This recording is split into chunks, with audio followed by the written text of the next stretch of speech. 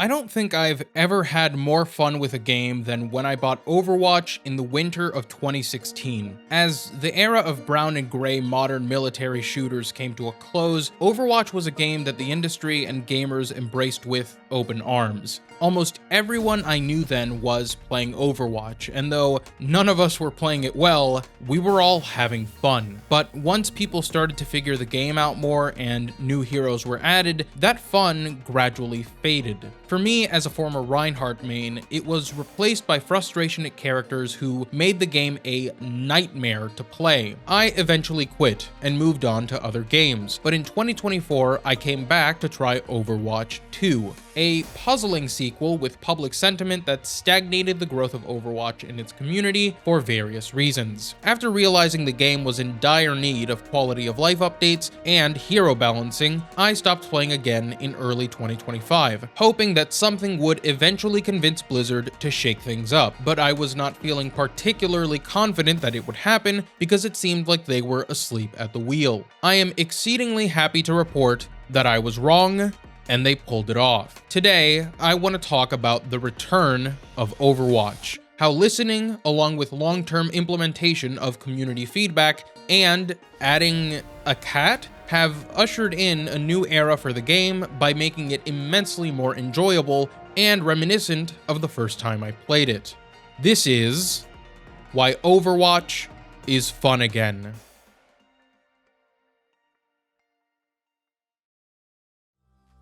Understanding why Overwatch is fun again starts with asking why it became unfun in the first place. Every person is going to have different reasons, but I think there was a common symptom in all of our complaints that has finally been addressed by the game's newest season. It begins with Blizzard as a developer, and how out of the 5 heroes they've added to the game, Emre, Onron, Mami, and Mizuki, Jetpack Cat, or Fika, symbolizes a fundamental shift in the way Blizzard is approaching Overwatch today, and why all of last year's additions like perks, stadium, and several quality of life updates have resonated with the player base and attracted people to come back to the game or try it for the first time. I've always thought Blizzard was, historically, a very stubborn developer that didn't feel like they trusted their players. When they put their foot down on something they implemented or a playstyle they wanted the game to operate under, it was a ridiculous uphill battle to get them to see what was wrong with it. Though some of those problems still linger, Blizzard has gotten better about this, but back then it felt like Blizzard took their players for granted, and they would just add things to the game and not care about how it impacted players until the complaints were overwhelming.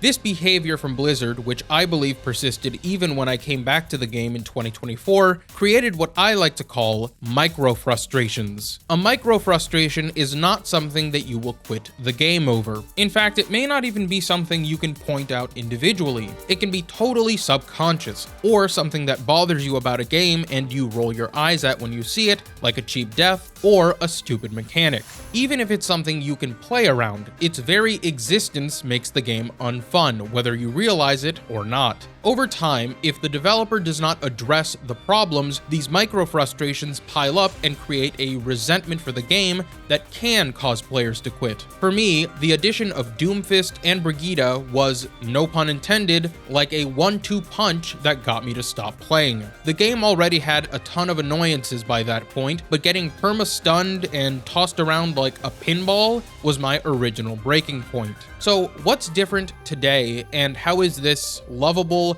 yet hateable cat at the heart of it all? Well, I don't think old Blizzard ever would have added this character. On a literal level, Jetpack Cat was a scrapped concept they just couldn't figure out how to implement. But beyond that, even through all of the questionable things that have been added to Overwatch since launch, Fika stands out as a character whose abilities would have been scoffed at and deemed incompatible with the game's more serious and competitive direction it took after release. By the time I stopped playing, Overwatch already had a popular esports scene, and though I personally believe that games should largely be balanced from the top down, too much of this mindset can be detrimental to a player base if players feel like the fun is balanced out of a game, and all they're left with are micro-frustrations. Every single live service game with an extended lifecycle goes through a calcification period, where the friction of certain characters and maps are shaved down to create a healthier gameplay experience and metas that are more straightforward to manage and balance. Additionally, all of these games end up introducing a character so broken that the developer has to reevaluate all heroes going forward to make sure that never happens again. Essentially, developers become reluctant to release anything overpowered or annoying, resulting in new characters who can be either underwhelming or made to fit a more competitive mold. This isn't to say that Overwatch didn't add strong characters or dumb things to the game after Brig, but Fika's look and kit seem like they've been designed to inject fun back into the game for new and returning players who may have felt alienated during the game's countless balancing updates. This is something which I genuinely do not think that Blizzard of old, who would drag their feet to balance characters destroying the game, would have cared about at all. Fika's Lifeline and Catnapper ult are not competitive in the slightest. If anything, her ult's agency removal properties make her anti-competitive. She has been banned nearly every single ranked game I've played this season. But even as someone who loves a more competitive atmosphere, I'd be lying if I said playing as and with Jetpack Cat wasn't a blast. Anytime I get lifelined by a friendly Jetpack Cat, I think this is the coolest thing ever. And anytime I see a poor tank get yeeted off the map, I laugh my ass off. It's stupid, but it's fun, and the act of being lifelined is a spontaneous moment of teamwork that is critical to the core of Overwatch, because having fun with your teammates is how you form memories when you play a game. If you think back to why you might have fallen in love with Overwatch, the game's emphasis on team expression likely played a key role. Now, I would definitely be singing another tune if there was no ban system in Ranked. When I played Overwatch in 2024, the lack of a ban system was a real frustration I had with the game, to the point where I thought Blizzard would never develop a real ban system, especially after hearing the moronic way they added one before. Blizzard deciding which heroes were banned instead of the community was utterly ridiculous, and a good example of what I meant when I said that they didn't trust their players. Where it once felt like Blizzard sought to control every aspect of the game, Overwatch in 2026 gives the impression that they have loosened their mentality on a lot of things and are more open to player feedback, which creates a better environment for everyone. Overwatch's ban system is a great mitigator of those micro-frustrations I mentioned before, and why I think the game is in a much better place now than when I tried it again 2 years ago. Some characters just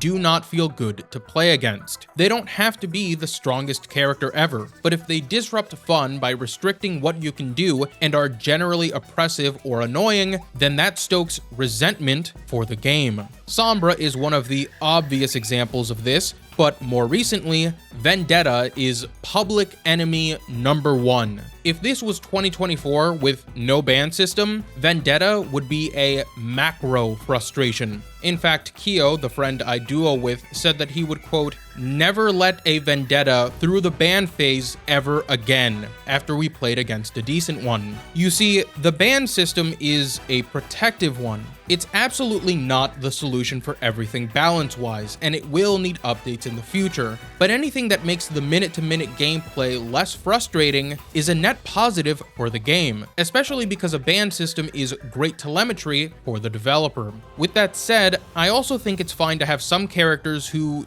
just don't have a place in Ranked, that are played in more casual settings. Not every character has to be competitively viable, as many Overwatch players don't even play Ranked. It's good to have outliers that are more fun than they are balanced, and that's a fine line that Blizzard is going to have to navigate moving forward.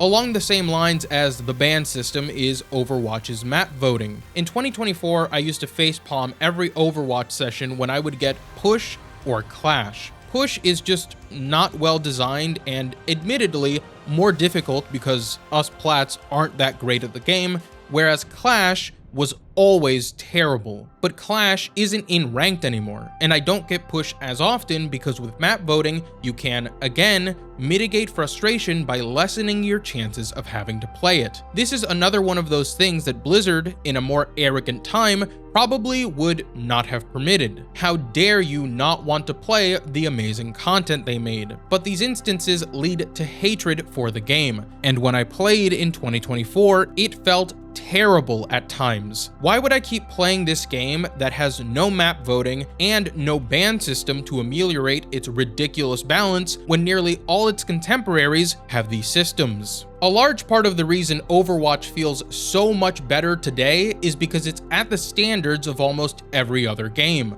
For a long while, it was like Overwatch was frozen in time in terms of quality of life features, which really surprised me because at one point, it was the undisputed leader in those. When I went from Overwatch to Rainbow Six Siege, Siege's quality of life was horrible comparatively. I maintain that Overwatch's quality of life at launch was unmatched by anything on the market. But when those other games caught up, it was like Blizzard couldn't compete or they felt like they didn't have to.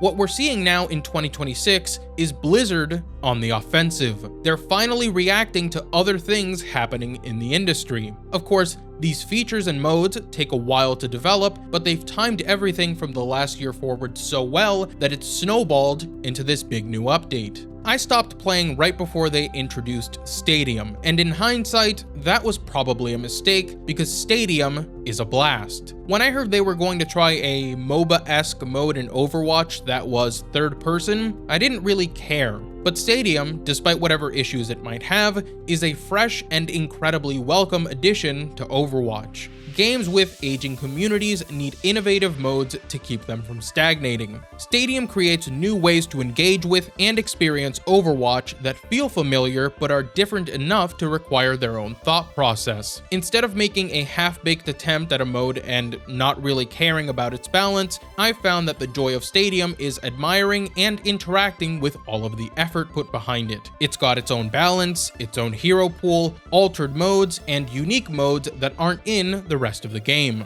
Here again, Overwatch's quality of life shines with recommended builds and presets that can help you understand how the items and abilities you buy will affect your gameplay. It feels like a MOBA on training wheels, but as someone whose first introduction to MOBAs has been Deadlock, this is very appreciated. On a conceptual level, I was also wrong about third person. It's awesome. Third person will always come with its own challenges, but I haven't found that they detract from the experience, and it's nice to finally see Overwatch's very expensive skins in the actual game and not just in menus. It's impossible to talk about the improvements to Overwatch without mentioning how Blizzard is a lot more generous these days. While Overwatch 2 reeked of only existing to justify changing the game's monetization model and debuted with one of the worst hero acquisition schemes I have ever heard of, Blizzard has worked to transform and add many features to the game that reward us just for playing it. The hero progression system was a much needed one, and I love how they've implemented it. You really have things to work towards now, and I think this even helps the issue of match abandonment in unranked. Even if I'm getting rolled, I'm more likely to stay in a match just for the XP. Loot boxes, player icons, and emotes just for using characters is great for the player experience. And that's at the heart of everything we've talked about. Overwatch has gone through some very rough times where it felt like Blizzard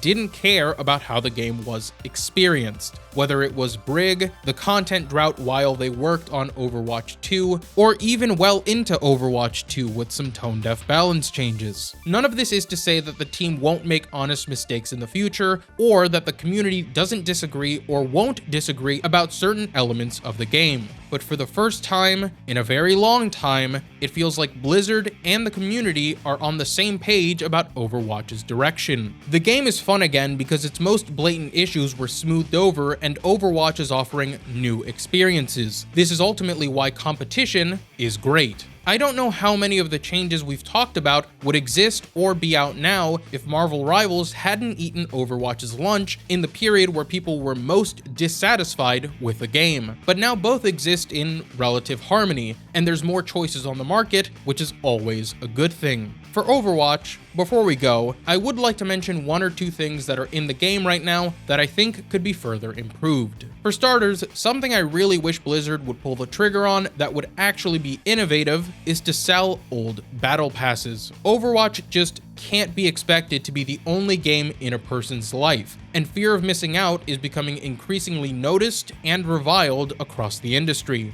Even other games are now using battle passes that you can complete whenever as a selling point and a leg up on their competition. It seems like a slam dunk win since it's consumer friendly, but Overwatch is still an Activision/Microsoft game, so I don't know if that's something they're interested in pursuing. On the subject of hero balance, I'd love it if Blizzard continued to inspect the problem of kit bloat with characters like Sojourn and some of the support cast. My final and only remaining point of contention with the game are ranked match modifiers. If you've played ranked, you've seen expected, reversal, compensation, and uphill battle. I cannot believe I'm going to argue against transparency, but I hate seeing all of these. Not their existence in the matchmaking background. That makes perfect sense, and these modifiers, to the best of my knowledge, have always existed in Overwatch's matchmaking calculations, but the team's effort to expose them to the player has honestly been more annoying than useful. The system often just doesn't reflect the reality of the match. Overwatch is the most volatile game I've ever played. The matches are chaotic and can shift on a whim. So when I'm told that a match that felt insanely difficult was actually expected, and that a match I steamrolled in was an uphill battle, I lose confidence in the matchmaking. Additionally, telling the player these things can make matches feel like a waste of time. I understand that matchmakers have to factor in a litany of things, but the player will simply ask why the matchmaker put them in a match it expected them to lose. Conversely, why it put them in a match it expected them to stomp. If you're playing in the rank you truly belong in, you're limited in your ability to influence its outcome, especially depending on the role you're playing. So to be told a match you felt you had no chance of winning or losing was intentionally crafted by the matchmaker is disheartening, confusing, and pointless. And that's compounded because you're given more or less points for that outcome. With that said, these modifiers aren't elo hell, and we aren't hard stuck because the game keeps putting us in impossible matches.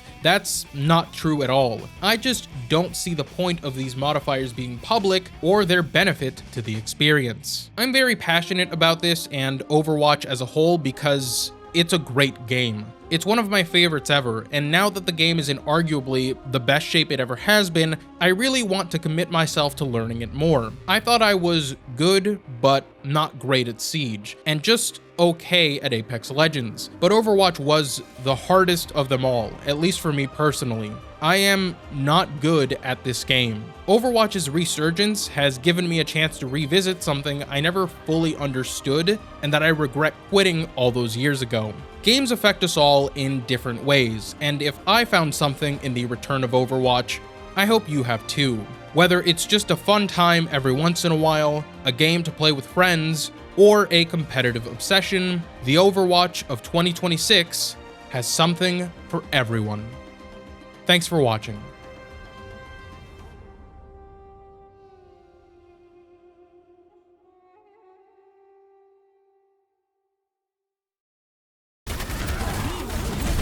Holy shit! What? What? She's gonna fuck you up, bruh. Oh my god! Oh my god! Let's go!